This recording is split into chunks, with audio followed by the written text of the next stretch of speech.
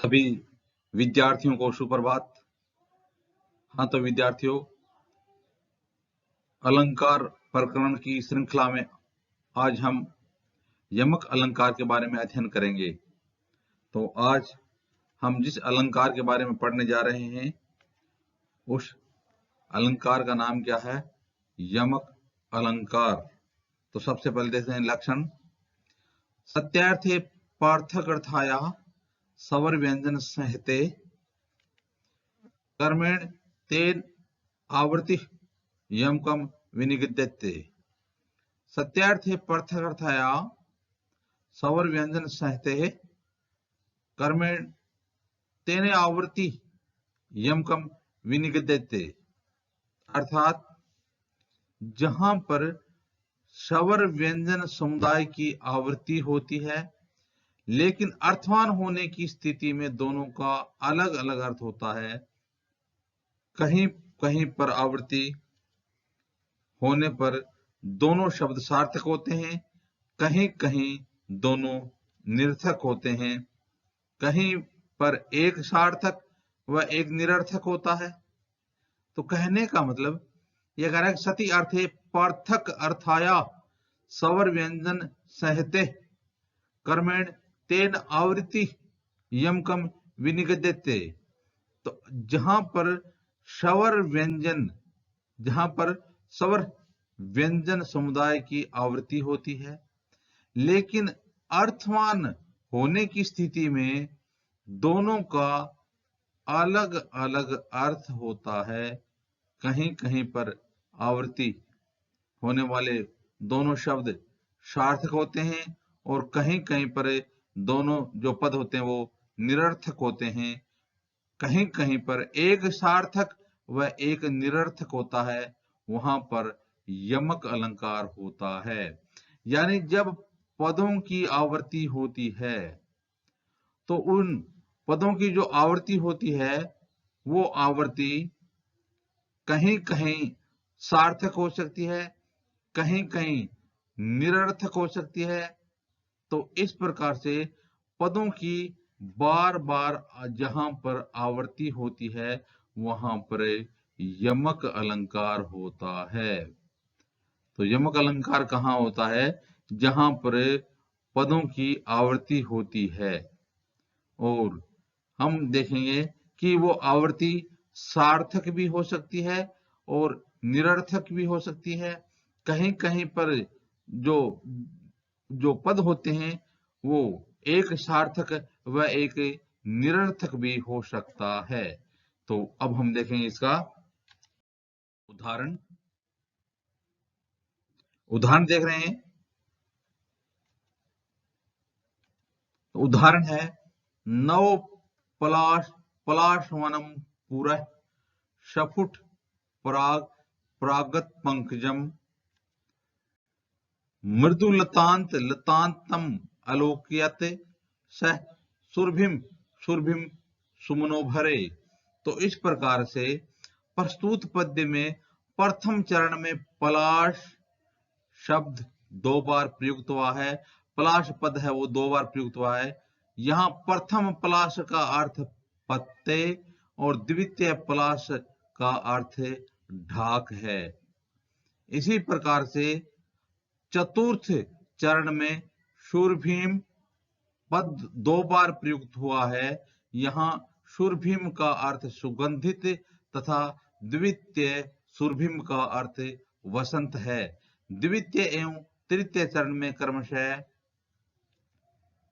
प्राग एवं लतांत पदों का 2 बार प्रयोग हुआ है, जिसमें एक सार्थक एवं दूसरा निरर्थक है। अतएव यहाँ यमक अलंकार है।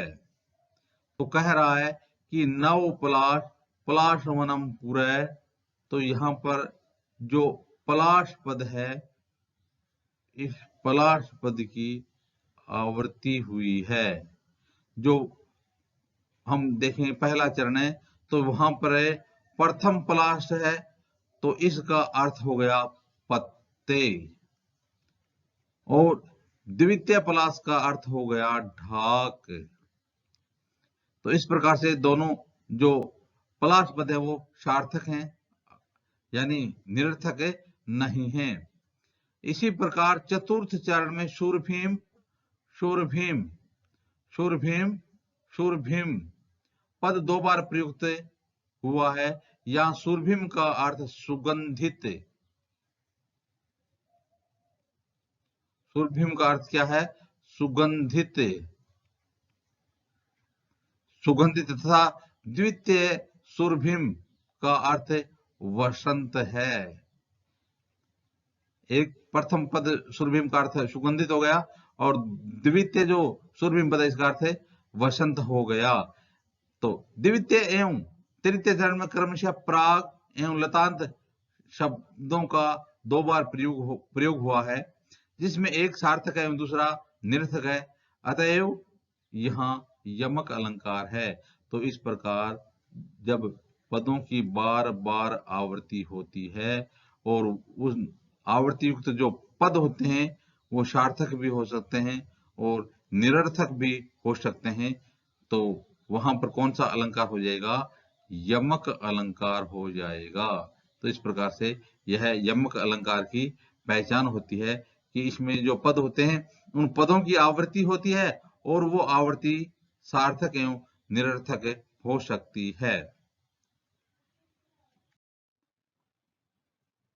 हाँ तो विद्यार्थियों, अब देखते हैं यमक अलंकार का द्वितीय उदाहरण। तो दूसरा उदाहरण क्या है?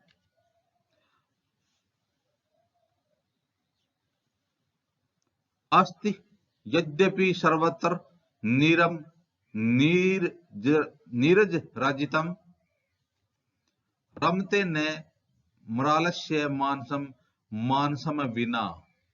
अस्ति यद्यपि सर्वत्र नीरम नीरज राजितम रमते न मृालस्य मानसम मानसम विना।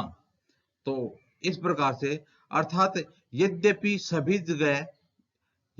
सभी जगह सुशोभित जलाशय हैं, परंतु राजहंसों का मन मानसरोवर के बिना आनंदित नहीं होता है।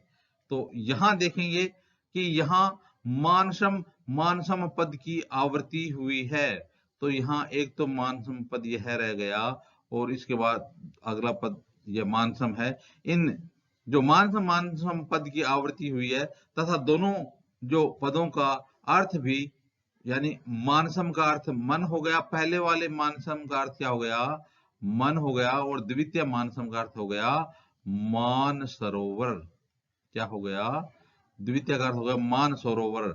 तो इस प्रकार से इन पदों की आवृत्ति हुई है और पदों का अर्थ भी भिन्न भिन्न है। तो इस प्रकार से यहां पर कौन सा अलंकार हो जाएगा? यमक अलंकार हो जाएगा।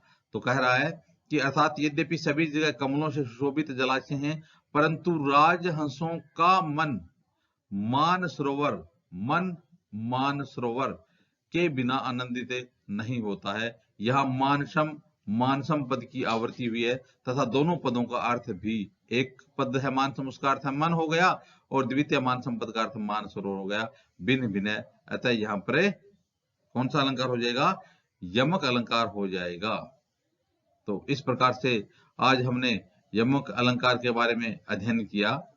आगे आने वाले वीडियो में भी हम अध्ययन करते रहेंगे। आप अपने इस YouTube चैनल के साथ बने रहिए।